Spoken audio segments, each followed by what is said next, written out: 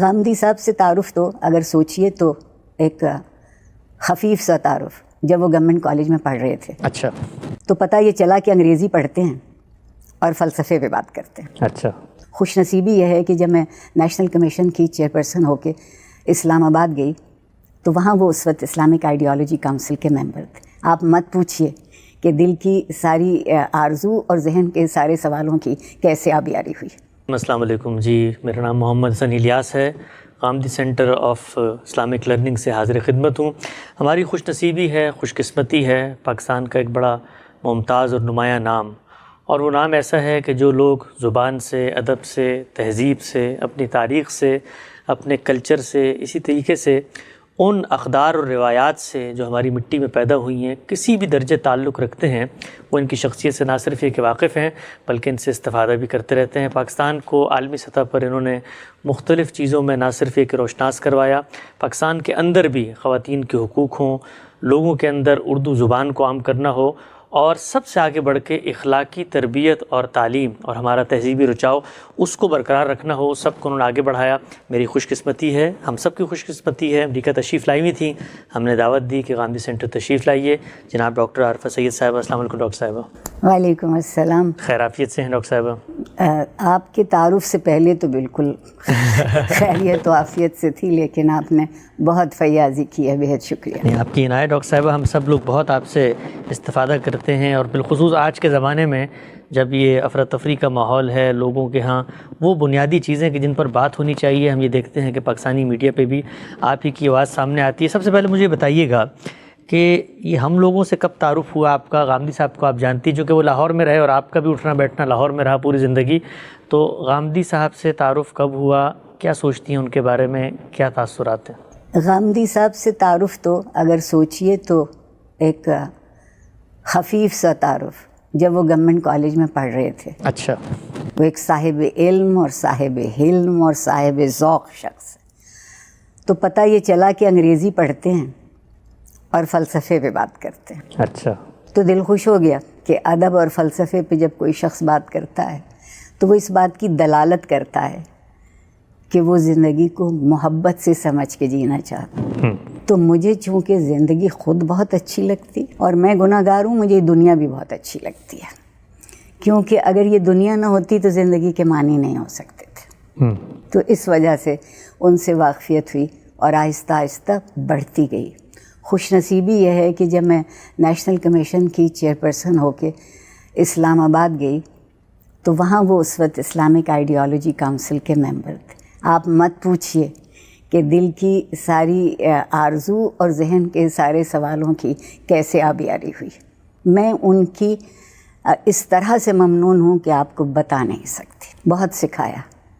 اور دوسری سب سے اچھی بات جو لگی وہ یہ تھی کہ وہ کوئی بات ایسی نہیں کرتے جو دلیل، منطق اور عقل کی سمجھ میں نہ آئے۔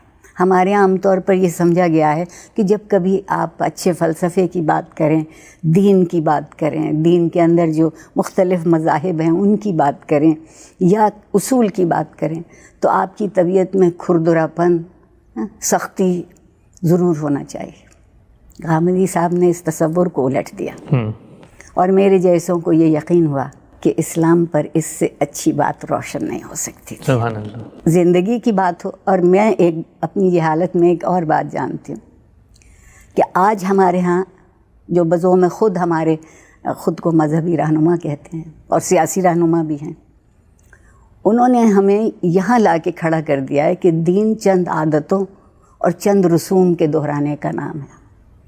میرے جیسے دیوانے خوش نصیب اس لیے تھے کہ ایک اچھے خوش خیال گھرانے میں پیدا ہوئی، وہ کہ اس میں میرا نہ انتخاب ہے نہ مجھے کچھ میسر، اور اس سے فائدہ یہ ہوا کہ رسم اور عادتیں دین نہیں ہو سکتی۔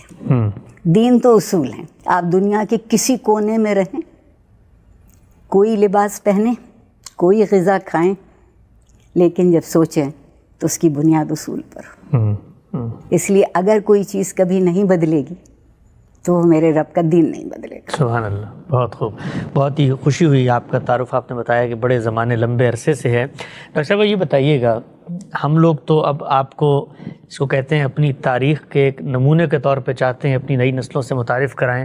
ہمارا پاکستان جو ہے آپ نے تو اس کو بنتے دیکھا اور اس کے بعد اس کے اندر جو جو تغیر اور سماجی تبدیلیاں آئیں اس پر بھی آپ کی بڑی گہری نظر ہے. ہم لوگ جو 90 کی دہائی میں انہوں نے شعور کی آنکھ کھولی وہ پیچھے پلٹ کے دیکھتے ہیں تو ہمارا ملک بڑا تبدیل ہوا ہوا ہمیں نظر آتا ہے. یعنی پہلے کچھ بھی تھا، کچھ نہ کچھ اقدار تھیں، کچھ نہ کچھ جس کو آپ کہتے ہیں اخلاقی بھلے دکھانے کے لیے ہوتا تھا، لیکن ہمیں نظر آتا تھا کہ گھر پہ مہمان آ گیا ہے تو امی کے کپڑوں کے نیچے جو بھی پیسے ہیں وہ بچے کو بھیج کے اس کی مہمان نوازی کریں گی، چائے بنے گی، گپ شپ ہوگی، ایک محبت، تحاد و تباہ، مل جل کے بیٹھنے کی ایک رسم نظر آتی تھی. اب ہم جاتے ہیں پاکستان، ہر کوئی جیب جبی ایک طریقے کی جس کو آپ کہتے ہیں بلغوی مزاج، رد عمل، آپا دھاپی، افراتفری. سماجی سطح پر آپ محسوس کرتی ہیں کہ یہ ہمارا ملک بہت بڑا تبدیل ہوا؟ بہت زیادہ. اگر آپ جاہل آدمی کی ایک بڑی خوبی ہے کہ اسے کچھ معلوم ہو یا نہ ہو بولتا ضرور ہے. اس تعریف پہ میں صادق آتی ہوں، بہت بہت بات کرتی ہوں. اور مجھے سب سے زیادہ تکلیف اس بات کی ہے کہ جو جنوبی ایشیا کا مسلمان ہے اس کے پاس بڑی قوی اور توانا تہذیبی وراثت موجود ہے. میں روایت نہیں کہہ رہی، ورثہ موجود ہے. اور اس ورثے میں برداشت اور حلم سب سے بڑی چیز تھی. میں جنوبی ایشیا کا مسلمان ہوں، مجھے دوسرے مذاہب کے ساتھ جینا آیا، دوسری زبانوں کا احترام کرنا آیا. دوسرے لوگوں کے جو پیمانے ہیں آپ ان سے اختلاف کرتے ہوں صحیح، مگر ان سے دشمنی کی گنجائش نہیں ہو سکتی. اور میری سمجھ میں بہت دنوں سے یہ بات کہہ رہی ہوں، آپ شاید میری اس کو کچھ بہتر کر سکیں، کہ ہم اب ایک دوسرے سے وہ سوال پوچھتے ہیں جو خدا ہم سے پوچھے گا. بہت اہم بات کی آپ نے. ہم وہ سوال ہی نہیں پوچھتے جو ہم ایک دوسرے سے پوچھ سکتے ہیں. ہم وہ کام ہی نہیں کرتے جو ہم ایک دوسرے کے لیے کر سکتے ہیں. ایک عجیب وحشت ہے، اور وحشت سوائے دہشت کے، نفرت کے اور غصے کے کسی اور چیز کو جنم نہیں دیتی. رواداری میں کمال یہ ہے کہ وہ انس پیدا کرتی ہے، برداشت آپ میں آتی ہے. قبول کرنا ضروری نہیں ہے لیکن اس کی توہین نہ کرنا لازمی ہے. ہم نے توہین کا راستہ اپنا لیا اور توہین کے راستے میں ٹکراؤ ہی ٹکراؤ ہوگا اور کچھ نہیں ہوگا. اس لیے میں مسلسل کہتی چلی جاؤں گی کہ آج کی دنیا جو تعلیم دے رہی ہے اس سے روزگار تو بہت اچھا نصیب میں آ سکتا ہے، لیکن وہ تعلیم تربیت سے جدا ہو گئی. اور چونکہ تربیت سے جدا ہو گئی اس لیے نہ زندگی کے معنی آتے ہیں، نہ زندگی سے محبت ہوتی ہے، اور نہ زندگی قیمتی لگتی ہے. جی بالکل ٹھیک. میرا یہ خیال نہیں، بہت ہی آپ نے اہم بات فرمائی. ڈاکٹر صاحب یہ بھی بتائیے گا کہ ہمارے ملک میں کم سے کم یہ تھا کہ ہماری ایک زبان تھی، زبان آپ سے بہتر کون جانتا ہے، ایک پوری تہذیب کو لے کر آتی ہے، پورا ایک علم ہے ماضی کی تراث سے، اس سے وہ آپ کو جوڑتی ہے اور آپ کی شناخت اس سے واضح ہوتی ہے. فارسی عربی تو ہم سے پہلے چلی گئی تھی، اردو اب چلی گئی، انگریزی ہمیں آتی نہیں ہے. آپ کو کیا لگتا ہے کہ پاکستان کے اندر اس وقت جو بچہ بڑا ہو رہا ہے اس کا ورلڈ ویو کیا ہے؟ یعنی وہ کہاں سے اٹھا ہے، اس نے کہاں جانا ہے؟ یہ زبان سے جو دوری پیدا ہوئی، اور ذرا یہ بھی بتائیے گا کہ دوری پیدا ہوئی کیونکہ لوگ اس کو بھی عام طور پہ اتنا تسلیم کہتے ہیں اردو تو ہم بول ہی رہے ہیں، تو اس زبان سے دوری نے ہمیں کہاں لا کے کھڑا کر دی؟ دیکھیے، زبان سے دوری کی آپ نے بہت اچھی بات کی. میں ہمیشہ ایک جملہ کہتی ہوں، آپ کے لیے بھی دہراؤں گی، کہ خیال کا وطن زبان ہوتی ہے. سبحان اللہ، کیا بات ہے. اور جب آپ کے پاس زبان کے لیے گنجائش نہیں رہے گی تو خیال تو ختم، خیال ختم ہو گیا. میں اور آپ لفظوں کے بغیر نہیں سوچ سکتے. جب ہم سوچتے ہیں تو لفظ تصور ہوتا ہے، اور جب ہم بولتے ہیں تو لفظ پیکر ہوتا ہے. اب صورت یہ ہے کہ اگر تصور اچھا ہوگا تو پیکر بھی اچھا ہوگا، اور اگر تصور اچھا نہیں ہے تو پیکر کو بھول جائیے. افسوس یہ ہے کہ جس انگریزی کے ہم اتنے گن گاتے ہیں، اور آپ میری بغاوت دیکھیے، انگریزی کی کھاتی ہوں، اردو کی گن گاتی ہوں. اردو کے اس لیے گن گاتی ہوں کہ یہ وہ زبان ہے جس نے دوسری زبانوں کے صرف ادب اور لغت کو نہیں لیا، بلکہ وہ اثر جو معاشرے پر ہوتا ہے اس کی تاثیر اپنے اندر رکھی. تو جب آپ اردو بولتے ہیں تو آپ کو اندازہ ہوتا ہے کہ یہ ایک کسی خاص طبقے کی، ایک کسی فرقے کی، ایک کسی گروہ کی، کسی قوم کی زبان نہیں ہے، یہ ایک تہذیب کی زبان ہے. اردو نے کمال یہ کیا کہ تہذیب کو آپ کے سامنے مجسم کر کے کھڑا کر دیا. اگر اردو سے ہم ناواقف تو ہوئے، اب تو مذاق اڑاتے ہیں. جو کوئی اپنی زبان اور اپنے تہذیبی ورثے کا مذاق اڑاتا ہے، دنیا میں بھی آج بھی اس کے لیے کوئی گنجائش نہیں ہوتی. ہمارے ساتھ یہی ہوا ہے. بالکل ایسے ہی.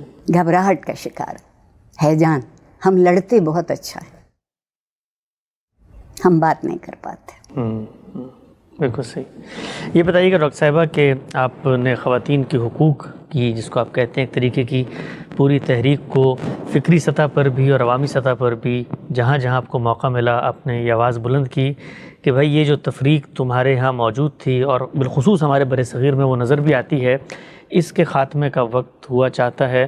اور وومن امپاورمنٹ، بچیوں کو یہ شعور دینا کہ تمہاری اپنی ایک شخصیت ہے، تمہاری ایک اپنی جداگانہ حیثیت ہے، آگے بڑھو اور سماج میں اپنا کردار ادا کرو. کچھ بہتری نظر آئی آپ کو پاکستان میں پچھلے کچھ عرصے میں تعلیم کے نتیجے میں خواتین کی خود مختاری کے حوالے سے؟ اگر ذرا سے پھیلا کے دیکھوں تو شاید بہت منفی جواب دوں گی کہ اتنا نظر نہیں آتا، لیکن ہوا ہے. لیکن ہوا ہے، اور ہوا اس وجہ سے ہے کہ جو مواقع انسانی حقوق کے لیے لڑ لڑ کے پیدا کیے گئے، اس میں بیٹیوں کے ماں باپ کی ذہنی سطح میں تبدیلی آئی، پھر وہ ان تک پہنچی، اور تبھی ہو بھی سکتا تھا. اگر کوئی معاشرہ کسی قدر کا ساتھ نہیں دیتا تو وہ پھل پھول نہیں سکتی. اس لیے جو میں ایک بات اور بھی کہتی ہوں، میں عورتوں کے حقوق کہتی ہی نہیں، انسانی حقوق ہیں. سبحان اللہ. کیوں عورت کا انسان نہیں ہے، اس کے حقوق کہیں اور سے آئیں گے؟ بالکل نہیں. میں بہت، مجھ سے اپنے بھی خفا ہیں، بیگانے بھی ناخوش. یہ انسانی حقوق کی بات ہے. اب یہ ایک اور بات ہے کہ پروردگار نے مجھ کو کن خاصیت اور کن خصوصیات کے ساتھ پیدا کیا. میرا ایک مادی وجود ہے، اس کی شکل و صورت مختلف ہے. اس مادی وجود کی شکل و صورت مختلف ہونے سے یہ کہاں ثابت ہوا کہ میرا اخلاقی وجود بھی مختلف ہے؟ سبحان اللہ.